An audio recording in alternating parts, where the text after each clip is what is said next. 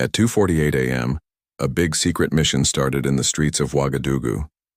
Ibrahim Traoré's special team quietly got ready. Their target? A fancy building in the city center where a group called the African Development Initiative worked. It looked like they were helping people. But tonight secrets would come out that would shock everyone. The papers they'd find would show the truth about what some groups were really doing in Africa, and it would change things forever. "Start the mission," Traoré said, knowing exactly what they'd find. His team had been watching this group for weeks and learned it wasn't really about helping people. The African Development Initiative was actually a sneaky plan to cause trouble in Burkina Faso. The first team got to the front door, where they'd already turned off the security cameras. Another team watched the back exit, and a third team was ready to climb down from the roof. Everything was planned perfectly because the papers inside would reveal the biggest scandal in Africa's history.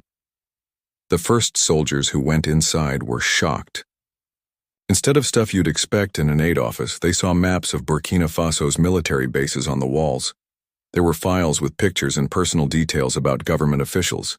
Even crazier, they found spy gadgets hidden in cabinets. "Commander, you gotta see this," a sergeant said into his microphone. What he found wasn't just a problem with this group, it was proof of a huge international plot. In a secret compartment there were satellite phones, spy tools, and coded communication gear, stuff no aid group should have. When Traoré walked in, he knew this was serious. "Grab every single paper, don't miss anything," he ordered. These papers would show the truth about the African Development Initiative and other fake aid groups across Africa. This mission would uncover how foreign countries were messing with the continent. When they cracked open a safe in the main office, they found thousands of pages of plans to take down Burkina Faso's government. Every page had more shocking details, showing a big betrayal. The first file was called Operation Desert Storm Bina. It explained step by step how to get rid of Traoré's government. First, they'd make the economy bad. Then, they'd spread lies in the news. Next, they'd start protests. Finally, they'd bring in soldiers. The plan listed budgets, people in charge, and schedules. "Who made this?" Traoré asked, looking at the papers. At the bottom, there was a signature. Michael Harrison, CIA Africa Operations Director. That signature explained everything. The African Development Initiative was really a base for the CIA's secret plans in Africa. The next file was even wilder. It was called Burkina Faso Political Map, and had info on every political leader in the country.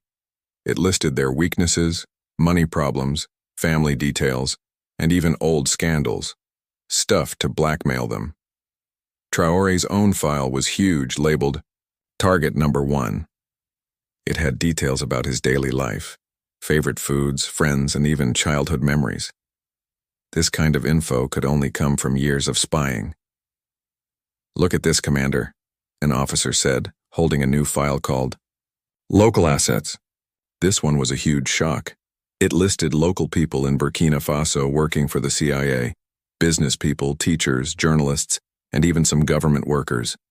Next to each name was how much money they got paid each month, what they did, and secret codes they used to talk to the CIA. Some got $5,000 a month, others $10,000. The highest paid person got $20,000 and was a big deal in the government. "Keep this list safe," Traoré said. These names were dangerous not just for Burkina Faso but for all of Africa. These people were like the CIA's eyes and ears, leaking important secrets to the US. When they cracked the computer's secret files, they saw an even bigger picture. The African Development Initiative wasn't just causing trouble in Burkina Faso. It was doing the same in Mali, Niger, Ghana, and Ivory Coast. Each country had its own coup plan. The Mali file had a plan called Operation Sahel Freedom to take down their government and split the country up. They wanted to make northern Mali a separate place for a US military base, and it was already happening. The Niger file, called Operation Yellowcake, was about taking control of uranium mines, moving them from French to American companies with a $10 billion budget. "Commander, check this out," a tech expert said, pointing at the computer screen. It showed live messages between the African Development Initiative and CIA headquarters in Langley, Virginia. They were sending daily spy reports, updates, and instructions.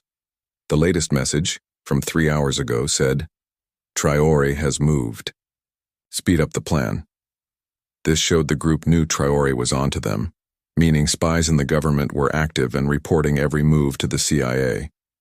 "Cut off all their communications now," Traoré ordered. "Watch the line to Washington. Record every message and listen to every call. Tonight's their last night." In the basement, they found something even crazier, a huge stash of weapons, ammo, and explosives. It was like a secret army base, under an aid group's name. When they checked the weapons' serial numbers, most were U.S. military property, including new assault rifles, sniper rifles, grenades, and rocket launchers, enough to arm a small army. What were they planning? With these? Traoré wondered. The answer was in the coup plan. On the day of the takeover, these weapons would go to groups against the government to cause chaos. Then, the U.S. military would step in to keep peace. It was a classic CIA trick, but for Africa. On the second floor, they found a lab with chemicals and biological samples. They needed experts to figure out what was going on, but it was clear this wasn't normal aid work. The lab records showed something awful. They were making diseases to harm Burkina Faso's people, targeting their specific traits but safe for foreigners. The project was called Africa Genetic Targeting. "This is a war crime," Traoré said, looking at the files. "They're planning to wipe out our people by targeting our genes. We need to tell the world about this right away."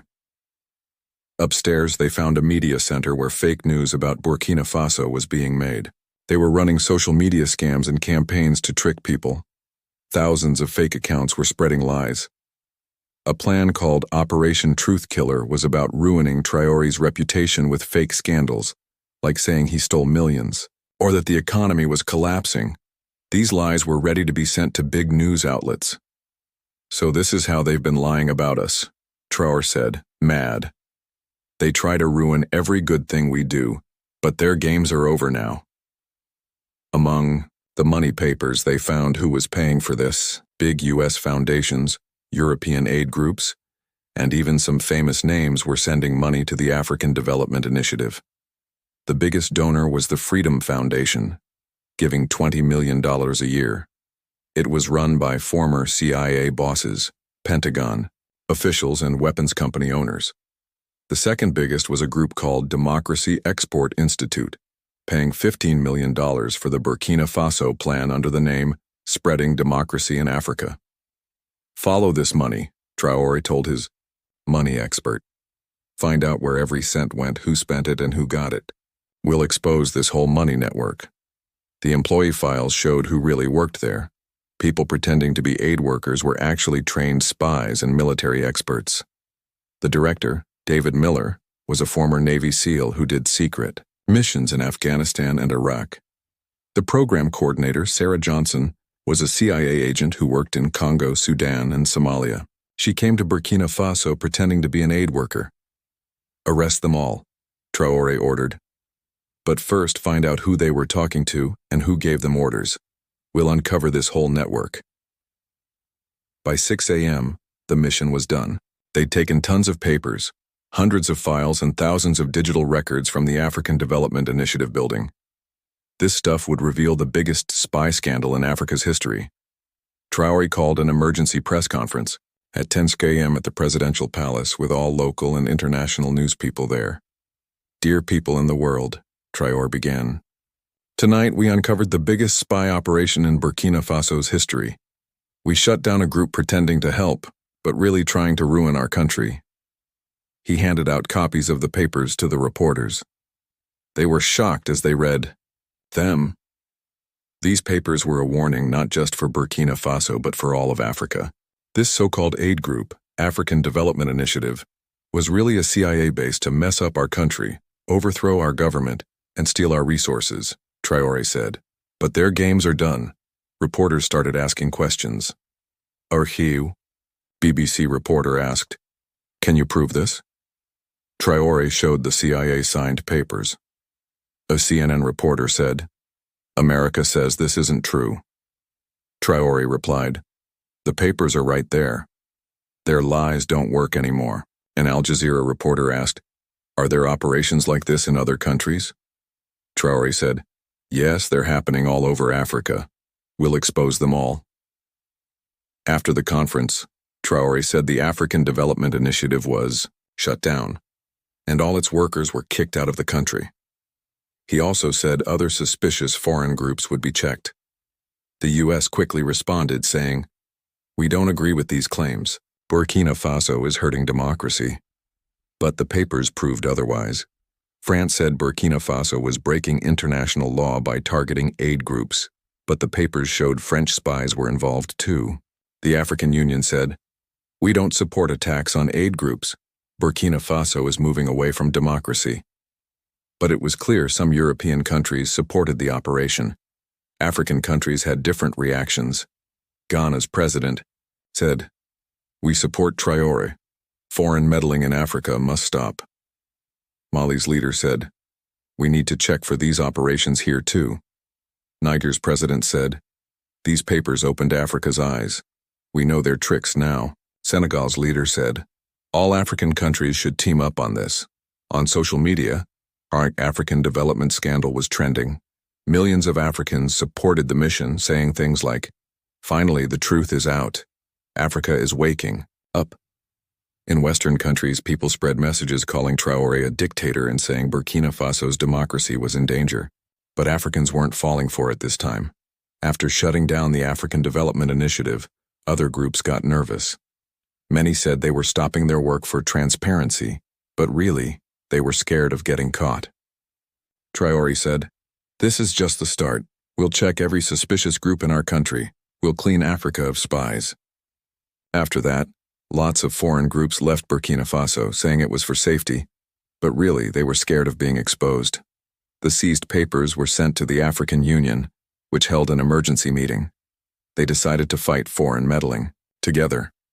Many African countries started checking suspicious aid groups. Ghana closed 5, Mali closed 3, and Niger closed 4. A big cleanup was starting across Africa. A month later, people in Burkina Faso still supported shutting down the African Development Initiative. They said things like, "Thanks for getting rid of the spies." Traoré's bravery inspired other African leaders. Now, every aid project was looked at closely, and leaders said, "We know their tricks now." International news kept saying, Traoré was attacking democracy, but Africans didn't believe it anymore. The African Development Initiative scandal changed Africa's history. Now every aid group would be questioned, every project checked. Traoré's mission didn't just close one group, it exposed a whole system. Africa wouldn't fall for fake aid groups anymore. The papers from that night showed the truth. Under the name of help, there were plans to take over.